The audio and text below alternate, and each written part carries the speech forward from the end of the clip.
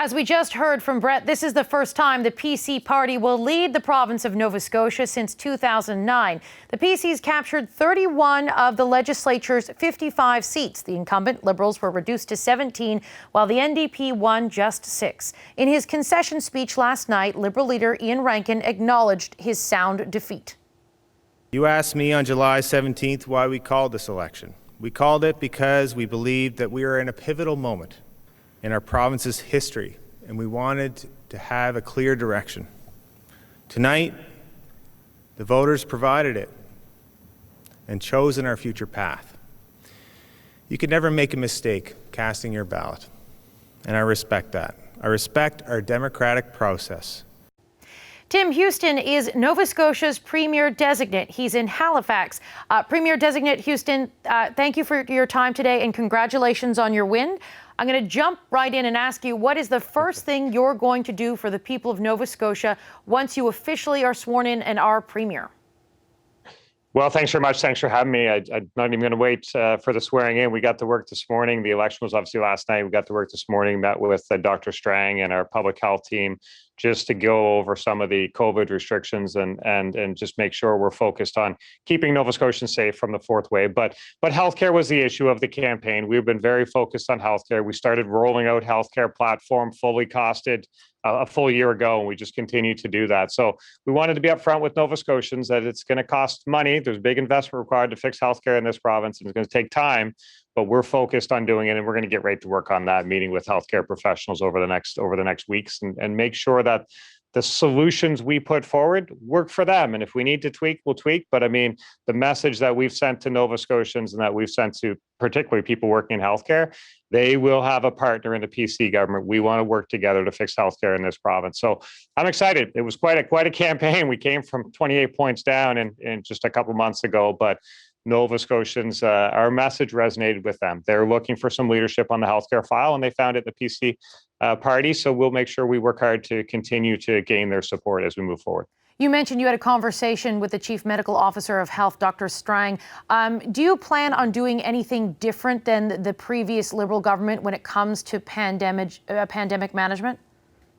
No, Nova Scotia's done very well. I mean, we Nova Scotians followed public health. Our elected officials have worked well with public health, respected the guidance from public health. We're going to continue doing that. We need to do everything we can to keep Nova Scotians safe. That's my focus. That was Premier Rankin's focus and Premier McNeil's focus before that. So now this is the third premier that our chief medical officer, Dr. Strang, will be working with, but we'll have the same philosophy. This is about keeping Nova Scotians safe with some common sense measures. That'll be my approach, and that's consistent with what those before me did as well. Will you implement a vaccine passport? It was made a topic. It came up in the campaign just in the last week. I think, if I speak frankly, what happened is the Liberals could see that things were slipping away, and they tried a couple political tactics. I thought that was a little bit unfortunate. It caused a lot of emotions in people. But we're going to work with public health. That's one of the questions we want to talk to them about is how does public health feel about it? Is it something that they want to do? What are the concerns? What are the pros? What are the cons? So those are discussions we'll have.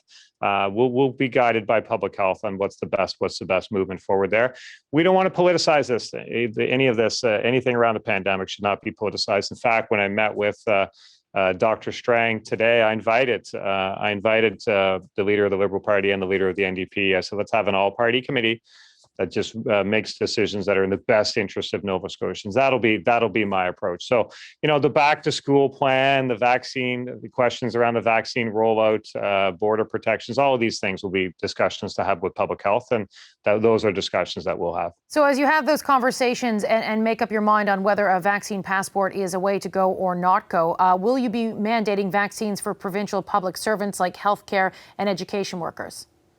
Yeah, those are kind of two issues, two of the same issues really is what they are. So that's part of the discussion. As I said, back to school, the back to school plan is on the minds of many Nova Scotians right now. Families are worried and concerned. They want to have a confident plan. So are educators. So back to school, we'll be talking about vaccines. We'll be talking about passports. We'll be talking about all of these things are discussions we'll have to have.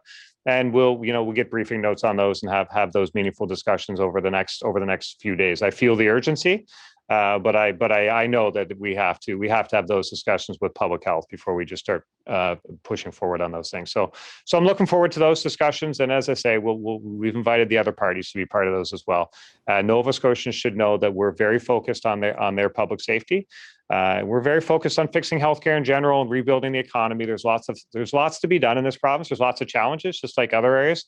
But we have incredible opportunities in this province, and I'm really excited about the opportunities for Nova Scotia going forward. But we have to also be honest about our challenges, now, COVID and otherwise. You mentioned that healthcare was the number one issue in this campaign, and with given some of the concerns and the challenges that the healthcare system is facing in Nova Scotia, do you think a mandate around vaccines for healthcare workers would help your healthcare system? Well, it's not clear because we have the HR, the human resource challenges there. So we have to be conscious of agreements that are in place. We have to be conscious of ethical concerns, but overriding all of it is Nova Scotians want to do what's right.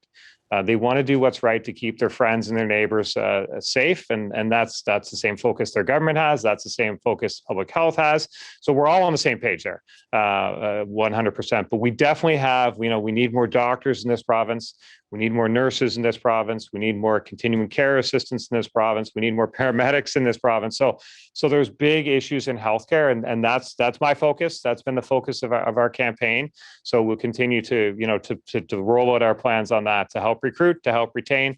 All kinds of issues we can do. And during the campaign, we put some really innovative solutions forward. In fact, for doctors, we were talking about a pension plan for doctors. We'd only be the second province to have that. So we want to work with healthcare professionals. We want to make common sense decisions, and that'll involve COVID, but it'll involve just a general work environment. So there's lots to do. I'm excited to get going on those things, and there's lots of opportunity, as I say. We just need to treat people with respect, listen to them, and good things will come from that. As you have no doubt heard, there is lots of political speculation about what your win means, given that there is a broader federal election campaign underway right now.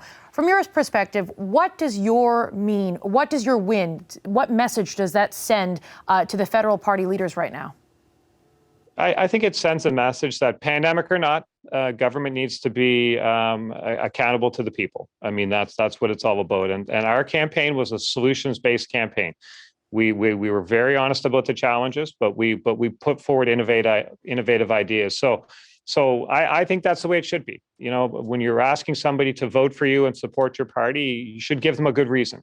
And in Nova Scotia, I'm thankful that the Nova Scotians, our message resonated with them. They gravitated towards our message, and it was a message of solutions. So I think that's the thing that I would encourage all politicians, federal, municipal, whatever, wherever their jurisdiction is, just run a campaign that's based on solutions, because that's what people want to know. They want to know what it is you can bring to the table. And in Nova Scotia, as I say, we didn't wait for a campaign, and I'm not really a soundbite type of guy.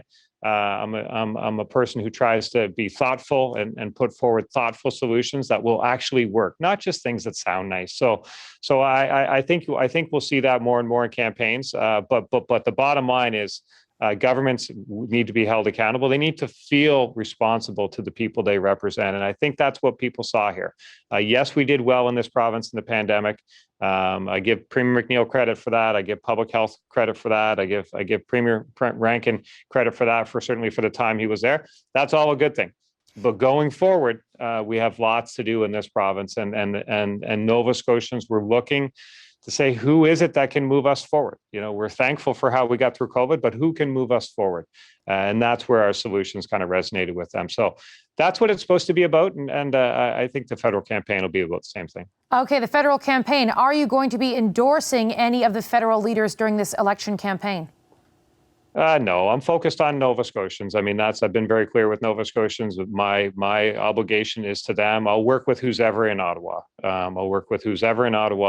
Partner with them. They'll have a partner in me, and I look forward to have a partner in Ottawa that can help us do good things for Canadians, for Nova Scotians, around healthcare, around childcare, around all kinds of issues. But for me, it's Nova Scotians are the people that I'm beholden to, and I'll work with anyone else to improve Nova Scotia, whoever that may be, wherever that may be. I will work with them in the interest of Nova Scotians. Really quickly, I know that you say you're not going to get involved. You have previously said on the record that you're not a member of the Federal Conservative Party, and you have really made great strides to emphasize the progressive aspect of your election campaign, your spending promises, your promises on the environment, and your promises on healthcare. Why not get involved and help your federal counterparts?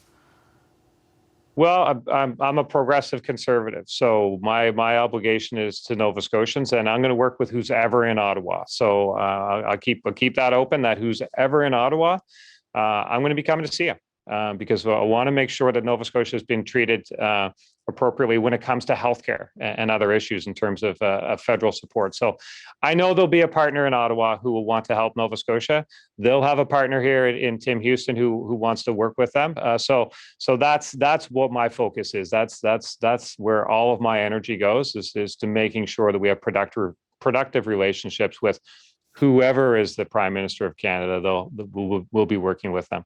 Premier-designate, thank you very much for your time today. Thank you. I appreciate you having me. Hi, I'm Vashi Capellos, host of Power in Politics. See more of our show by subscribing to the CBC News channel or click the link for another video.